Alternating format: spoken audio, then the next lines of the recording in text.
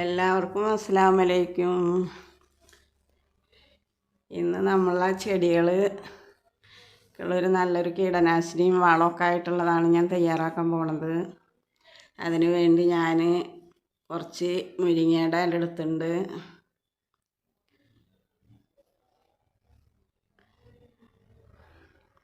പിന്നെ കുറച്ച് ആര്യവേപ്പിൻ്റെ ഇല എടുത്തിട്ടുണ്ട്. ഓമയുടെ ഇല കുറച്ചെടുത്തിട്ടുണ്ട്. ഇതെല്ലാം കൂടി ഞാൻ ഈ കമ്പൊക്കെ കളഞ്ഞ ഇല നന്നായി മിക്സിയിലിട്ട് അടിച്ച് അതരിച്ചെടുത്ത്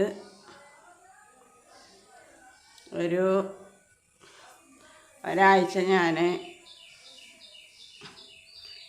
അതെടുത്ത് വെച്ചിട്ടാണ് പിന്നെ ഞാൻ അതൊന്ന് പുളിച്ചതിന് ശേഷമാണ് അതിൽ 10 ഇരട്ടി വെള്ളം കൂടി ചേർത്തിട്ടാണ് ചെടിക്കൊക്കെ ഒഴിച്ചു കൊടുക്കാൻ പോണത്.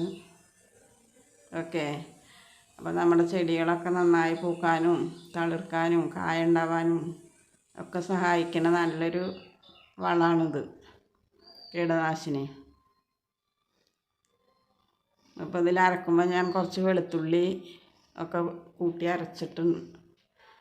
പിന്നെ അത് നന്നായി അരച്ചിട്ട് ഞാൻ ഒരാഴ്ച എടുത്ത് വെച്ചതിന് ശേഷമാണ് ഞാൻ അപ്പോൾ ഇതെടുത്തേക്കണത്. ഇത് അടിക്കാൻ പോകുമ്പോൾ അതിൽ കുറച്ച് പാരസോപ്പ് കലക്കി അതിലൊഴിക്കേണ്ടി ഞാൻ ഇത് അരിച്ചെടുത്തതാണ്.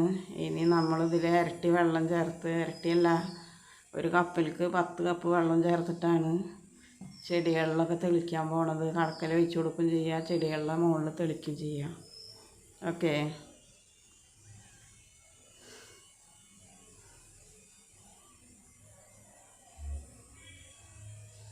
അപ്പോൾ എല്ലാ തൈകൾക്കും തെളിച്ച് കൊടുക്കാം നമുക്ക്.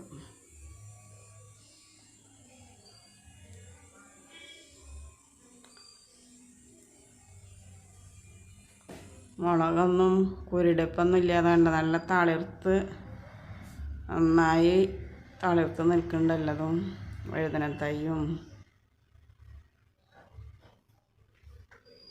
ഞാൻ ഒരു മാസമൊക്കെ ആകുമ്പോൾ ഞാൻ അതിങ്ങനെ ഒഴിച്ചു കൊടുക്കാറുണ്ട്. ആര്യവേപ്പിൻ്റെ ഇലയൊക്കെ ചേർത്താൽ അതൊരു പൊട്ടക്കീടങ്ങളൊക്കെ വരാതിരിക്കാൻ നല്ലതാണ്. മുരിങ്ങയുടെ ഇല ഒരു വളമാണ്. വെളുത്തുള്ളിയൊക്കെ